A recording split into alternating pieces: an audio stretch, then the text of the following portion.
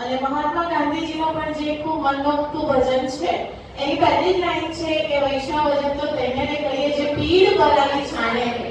તો બીજાની પીડા જાણવું એટલે શું? એમ્પથી, નોટ સિમ્પથી, રાઈટ? તો એમ્પથેટિક હોવું એ આજે આપણે આધુનિક મનુષ્ય માટે ખૂબ આવશ્યક છે. આપણી અંદર હવે રિવેન્જ છે, કોમ્પિટિશન છે, એટલું બધું આવી ચૂક્યું છે કે જે બેઝિક નીડ એમ્પથેટિક થવું એ આપણે ભૂલી ચૂક્યા છે. તો બીજાને મદદ કરીને હાથથી હાથ પકડીને આપણે સમાજમાં બદલાવ છે એ લાવી શકીએ છીએ. અને આ જે સંવેદનશીલ હોવું એ ખૂબ આવશ્યક છે.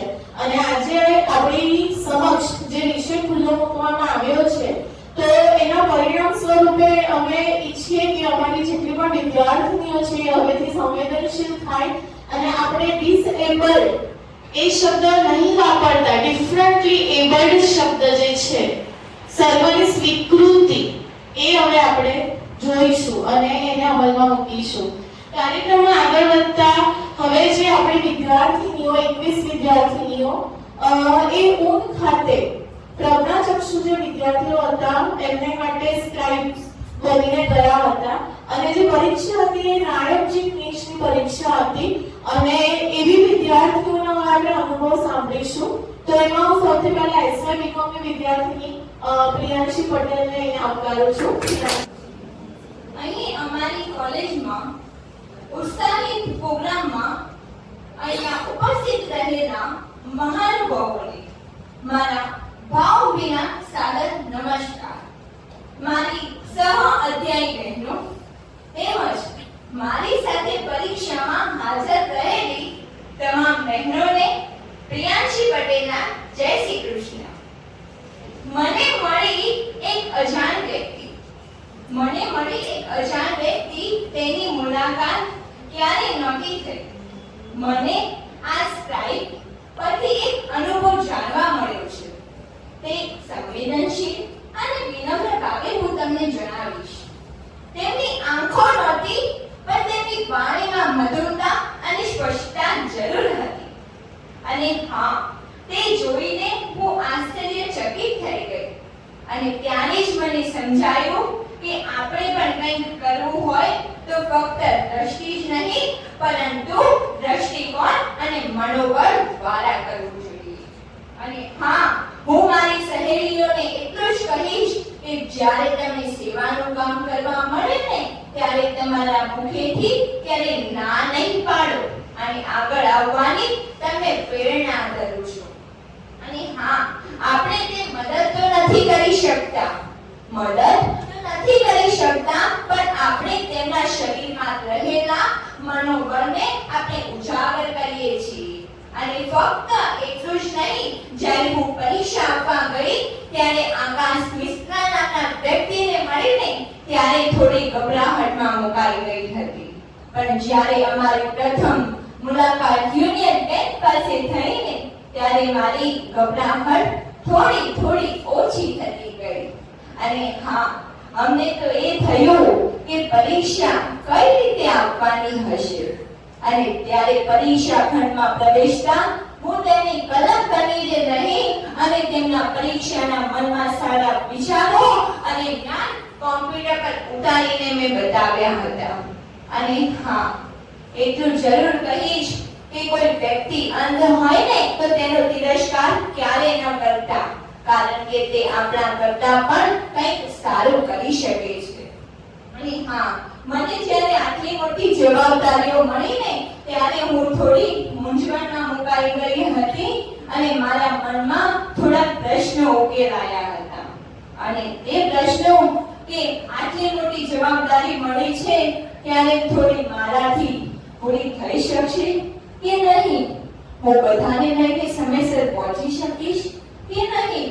મારાથી કંઈ ભૂલ થઈ જશે તો હું કઈ રીતે કરીશ? પણ જ્યારે હું ત્યાં પહોંચી અને મને કોઈનો સાથ સહકાર મળ્યો ત્યારે મારું આ સ્વપ્ન જરૂર સાકાર થયું. અને મારો એક નિયમ એ છે, કરવું જ જોઈએ, માત્ર ને માત્ર કરીને બતાવવું જ જોઈએ. ફક્ત કહેવાથી કોઈ અર્થ નથી થતો, જ્યારે કરીએ ને ત્યારે સપનો જરૂર સાકાર થાય છે. અને હા, જ્યારે આકાશ વિશ્વના ગુણોને હું વિચારું ને તો એટલું જરૂર કહી શકાય કે આપણા જીવનમાં ઉતારવા માટેના પણ ઘણા ગુણો તેમના શરીરમાં રહેલા હતા. અને હા, ફક્ત તેમના નસીબને શરૂઆત કરવા માટે મહેનતની જરૂર નથી, પણ તેમના લખાણ અને તેમની વાણીમાં પણ મધુરતા જોવા મળે છે. અને જ્યારે અમને થોડો સમય બચ્યો ત્યારે પણ મારા મનમાં ક્યાંનો પ્રશ્ન પૂછવાતો હતો કે આંખ વગરના માણસ કઈ રીતે પરીક્ષા આપી શકે. મેં ઘણા લોકોને પૂછ્યું, પણ લોકો કહે છે કે આંખ વગરના માણસ પરીક્ષા આપી શકે છે, તે આપણા કરતા પણ સારું કાર્ય કરી શકે છે. અને હા, ફક્ત તેમની કોઈ વ્યક્તિનો સાથ અને સહકાર જરૂર મળવો જોઈએ. અને જીવનમાં મહેનત કરનાર વ્યક્તિ બધું જ અશક્ય લાગતું કાર્ય પણ તે શક્ય બનાવી જાણે છે. આ પરીક્ષા માત્ર આપવા પૂરતી જ નહીં, પરંતુ મારા ભવિષ્યને કઈ રીતે ઉજળું બનાવવું ને તે પણ મને શીખવા મળ્યું. જ્યારે આકાશ મિશ્રાના ખૂબ સારા પ્રશ્નો ઉકેલી દીધા ત્યારે મને સમજાયું કે તેમનો બંધારણ જેવો વિષય ખૂબ જ પાકો હતો. હજુ સવાલ બોલું ને ત્યારે તો તેનો જવાબ તરત આવી જાય. મારે ઓપ્શન બોલવાની જરૂર જ રહેતી ન હતી. ત્યારે મને થયું કે મારે પણ કંઈક કરવું છે અને કરીને બતાવવું છે. અને હા, જ્યારે પરીક્ષા આપ્યા બાદ થોડો સમય વધ્યો ને ત્યારે પણ મને એ થયું અમારા જીવન વિશેની થોડી ચર્ચાઓ કરી. અને ત્યારે મને ઘણું નવાઈજનક ભર્યું લાગ્યું, હે ઈશ્વર, તે આ લોકોને કેવી પરીક્ષાઓ કરી? અરે રે, હું તો દરેક સેવાના પગલે ચડી રહી છું. અને હા, હું દરેક વ્યક્તિનું સપનું જરૂર સાકાર કરીશ એવું મને આત્મવિશ્વાસ છે. અને હા, જ્યારે સેવાનું કામ મને કરવા મળશે ને ત્યારે હું મારા મુખેથી ક્યારે ના નહીં પાડું અને મારો પૂરો જોશ સેવામાં ઉઘરાવીશ. અને હા, તો તે હું આનંદ, ભાવવિભોર, હૃદયસ્પર્શી અને દિલભાવપૂર્વક હું તે કાર્યમાં જોડાઈશ. તમે બધાએ મારો અનુભવ સાંભળ્યો તે બદલ તમારી હું ખૂબ આભારી છું. અને તમારો પોતાનો અનુભવ તમે પણ આપજો અને તમારો કિંમતી સમય તેમજ અમૂલ્ય સમય મને આપ્યો ને તે બદલ તમારો ખૂબ આભાર. આપ સૌને દિલપૂર્વક તેમજ સાદર ભાવપૂર્વક જય શ્રી કૃષ્ણ. આજે પ્રિયાંશી છે ને, તમારે આજે 21 મિત્રોથી હું નથી બોલતો ત્યાં સુધી વિદર હતી. તો પ્રિયાંશીને કહીએ કે 108 બનવું પડ્યું. કેમ? તો જે આકાશ મિશ્રાની વાત કરી, એ આકાશ મિશ્રાના રાઇટરે end of the inning phone ઉપાડવાનું બંધ કરી દીધું. ફોન ન ઉપડ્યો, તાત્કાલિક પરમિશન ગુજરાત ગવર્નમેન્ટ ગાંધીનગર થી સચિવાલયથી લીધી અને પ્રિયાંશી અડધા કલાકની અંદર તૈયાર થઈ અને આનું પેપર લખ્યું છે.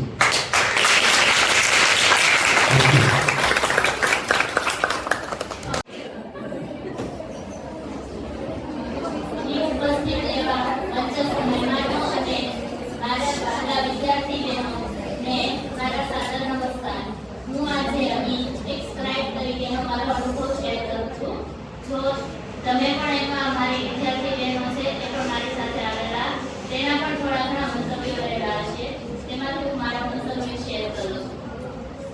હું જે વિદ્યાર્થીને રાઇટ તરીકે જઈ હતી ત્યારે પહેલી વાર એને મળી હતી, કોઈ વાર એને મળી પણ નથી.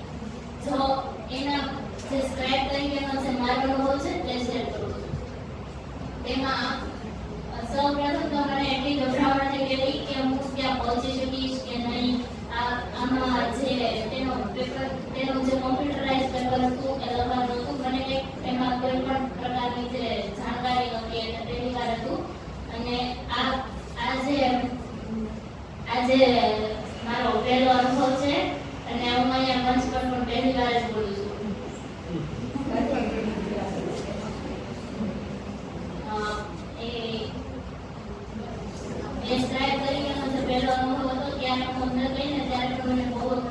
મેં કીધું કે તેનું પેપર હું તેનો તે જે બોલશે હું સાંભળીશ, સરખું સાંભળીશ, કેવી રીતે અથવા જે બોલશે તે પ્રમાણે હું લખીશ. પણ ત્યાં જઈને મારી થોડી ગભરામણ દૂર થઈ ગઈ હતી અને મેં તેનું પેપર એકદમ સારી રીતે જે બોલે તે સાંભળીને પછી મેં તેના જે આન્સર હતા એ ટીક કર્યા હતા. આ પ્રમાણેનો મારો અનુભવ રહેલો હતો. છેલ્લે જ્યારે ટાઈમ બચ્યો હતો ત્યારે તે કેવી રીતે તૈયારી કરતો હતો તેની પણ મેં જાણકારી લીધી હતી.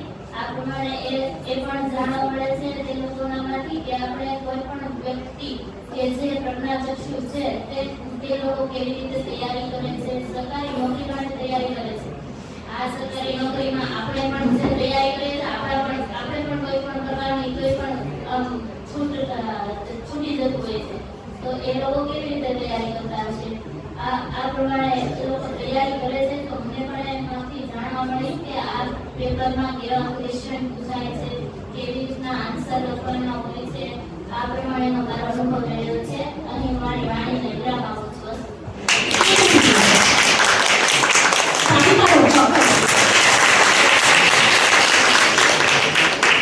આ છોકરી માટે તાળી એટલા માટે મેં કીધી કારણ કે એને કંઈ પણ લખીને લાવી નહીં પેપરમાં અને જાતે પોતાના અનુભવ જે હતા એ દિલથી એને કીધા.